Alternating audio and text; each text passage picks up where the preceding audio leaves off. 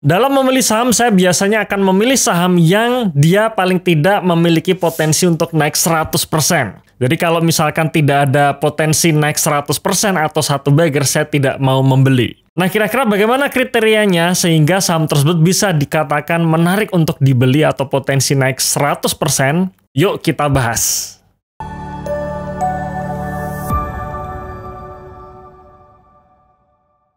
Dalam bukunya One Up on Wall Street, Peter Lynch membagi 6 kriteria saham, yaitu slow growers, kemudian stalwarts, kemudian fast growers, turnaround, cyclicals, dan juga asset play.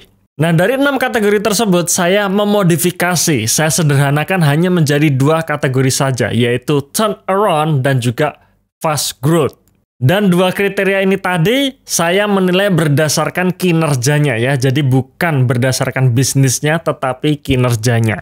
Nah, kita akan coba bahas mengenai 2 kriteria ini beserta contohnya ya, saham-saham yang saya pernah beli dengan kriteria tersebut dan akhirnya sukses atau berhasil naik multi-bagger. Oke, jadi ini kriteria-kriteria saham yang menurut saya masuk kategori turnaround company. Yang pertama adalah ketika kinerjanya sedang turun atau bahkan merugi. Nah, kadang kita akan menemukan perusahaan-perusahaan yang sedang rugi atau bahkan kinerjanya turun dibandingkan tahun sebelumnya. Nah, disitulah kita melakukan analisa. Apakah ada potensi untuk perbaikan kinerja atau tidak? Apakah penurunan kinerja saat ini sifatnya temporary atau permanen? Jika hasil analisa kita mengatakan bahwa penurunan kinerja saat ini itu hanya bersifat temporary saja alias hanya sementara saja, ada potensi naik di kemudian hari, maka inilah calon turnaround company yang bisa kita miliki. Biasanya perusahaan-perusahaan turnaround company ini biasanya diliputi dengan katalis negatif yang akhirnya membuat harga sahamnya turun ya, dalam tren turun ya, karena memang katalisnya sedang negatif, dijauhin market, harga sahamnya pun turun. Tapi yang perlu diingat ketika kita memilih perusahaan-perusahaan turnaround company, kita perlu waktu yang lebih lama, alias harus lebih sabar lagi. Kenapa? Karena memang kita harus menunggu sampai turnaround company-nya ini benar-benar turnaround, alias kerugiannya atau penurunan kinerjanya itu bisa berbalik arah. Apalagi jika turnaround-nya gagal, maka kita memerlukan waktu yang lebih panjang lagi sampai akhirnya kinerjanya benar-benar pulih. Ya, jadi bisa dikatakan bahwa turnaround company memiliki resiko yang tinggi, tetapi potensi untuk dapat di harga bottomnya terbuka lebar. Jadi biasanya ketika perusahaan-perusahaan yang kinerjanya sedang jatuh, harga sahamnya juga jatuh. Nah, disitulah kita pungutin itu saham. Sampai akhirnya kinerjanya naik, harga sahamnya pun naik. Nah, ini adalah salah satu contoh saham yang pernah saya miliki, yang sifatnya adalah turnaround company dan pernah saya share di channel YouTube ini ya, channel YouTube The Investor ini, yaitu MPMX. Jadi MPMX ini kita publish tanggal 3 Januari tahun 2021. Nah, sekarang kita lihat perkembangan harga sahamnya ya, karena waktu itu saya pun juga beli. Apakah langsung naik? Jawabannya tidak. Tahun 2021 harga sahamnya berkisar di level sekitar 490-an sampai 520-an ya. Dimana setelah kita beli ya, saya beli waktu itu, ya harga sahamnya nggak langsung naik ya. Januari 2021 saya beli sampai dengan bulan April harga sahamnya belum kemana-mana. Karena memang kinerjanya waktu itu masih rugi ya. Jadi perusahaan membukukan rugi bersih. Sampai akhirnya masuk tahun 2021 dan rilis laporan keuangan, akhirnya perusahaan membukukan laba bersih dan akhirnya harga sahamnya pun diapresiasi market ya, naik sampai ke level 900-an. Sebelum akhirnya ARB, karena setelah bagi dividen ya, biasa setelah bagi dividen biasanya harga sahamnya juga turun. Kemudian sideways panjang sampai bulan November ya, sebelum akhirnya bulan Desember naik. Nah, jadi teman-teman di sini bisa lihat ya bahwa suatu saham itu bergerak multi-bagger itu tidak berarti setiap bulan naik itu tidak, melainkan kadang dalam waktu 1 tahun naiknya hanya 3 bulan saja. Tapi kalau kita sabar nge-hold ya, dalam 1 tahun walaupun hanya 3 bulan harga sahamnya naik itu bisa memberikan return sampai 166% ya. Jadi untuk MPMX ini saya punya pengalaman naik multi-bagger 166% plus dividennya ya, hitungan yieldnya ini.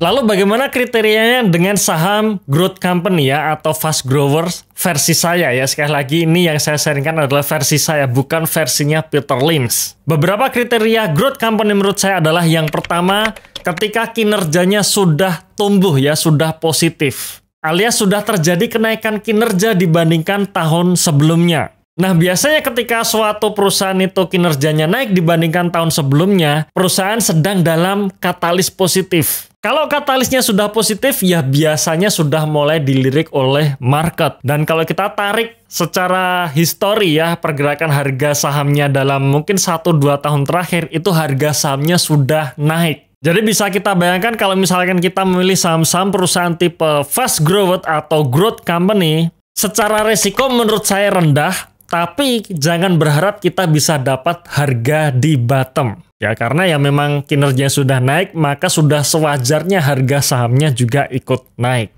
Nah, ini adalah salah satu contoh saham yang pernah saya miliki yang saya masukkan sebagai kategori growth company. Di mana saham ini juga pernah kita publish di channel YouTube di Investor ini pada tanggal 5 September tahun 2021, yaitu saham SMDR. Di sini thumbnailnya berjudul, sudah naik satu bagger alias sudah naik 100%, tapi PBV masih 0,8 kali. Alias maksud saya adalah walaupun harga sahamnya ini sudah naik 100%, tapi valuasinya masih murah. Nah, ini adalah pergerakan saham SMDR ya, dan ini sudah stock split adjusted ya, alias harga saham yang kita tampilkan sudah termasuk stock split. Nah, tadi kita sampaikan bahwa SMDR ini kita bahas pada bulan September tahun 2021, di mana harga saham SMDR saat kita bahas itu sudah berada di level 130-an. Dibandingkan di awal tahun 2021 yang harga sahamnya masih di kisaran 50-60 ya. Jadi teman-teman bisa lihat di sini. Awal tahun 2021 harga sahamnya masih di level 50-an ya, dan waktu kita bahas di tahun 2021 lalu harga sahamnya sudah naik 100%. Cuman waktu itu saya katakan valuasinya masih murah dan saya pun juga beli. Nah, di sini kalau misalkan kita memilih saham-saham tipe kinerjanya yang sudah growth seperti ini, ya kita tidak bisa mengharapkan harga sahamnya jatuh lagi seperti periode sebelumnya saat kinerjanya belum naik. Ya, itu tidak bisa karena ya susah sekali karena secara fundamental sudah sangat kuat dan susah sekali untuk dijatuhkan. Tapi sepanjang harganya masih wajar, valuasinya masih murah, menurut saya nggak masalah dibeli karena pada akhirnya pun ya setelah saya beli pada bulan September tahun 2021, harga sahamnya pun makin naik lagi. Ya memang bagi mereka-mereka yang sudah ngehold sejak awal tahun 2021, tahun 2022 kemarin sempat cuan 10 kali lipat atau mungkin 1000% ya. Tapi kalau buat kita yang harga sahamnya sudah naik duluan, ya nggak perlu naik 1000% pun, alias cuma naik 253% pun itu juga sangat bagus ya menurut saya. Nah, itu tadi beberapa contoh saham yang saya miliki dengan dua kriteria yang saya sebutkan tadi. Nah, sekarang kan pertanyaannya untuk saat ini kira-kira saham apa saja nih yang menurut saya kategori turnaround maupun growth. Pada tanggal 13 Oktober nanti di Surabaya saya akan membongkar portofolio saya. Saya akan tunjukkan portofolio saya, saham-saham apa saja yang saya miliki. Kenapa saya pilih saham tersebut? Kenapa saya hold saham tersebut? Saya akan beberkan filosofi bagaimana kita menyusun portofolio yang sifatnya defensif, alias ketika market volatile kita tetap bisa survive dan pertumbuhan portofolio kita pun masih terus terjadi. Jangan lewatkan momen tersebut tanggal 13 Oktober di event The Investor Meetup. Saya tunggu Anda di Surabaya dan salam Pacific Income.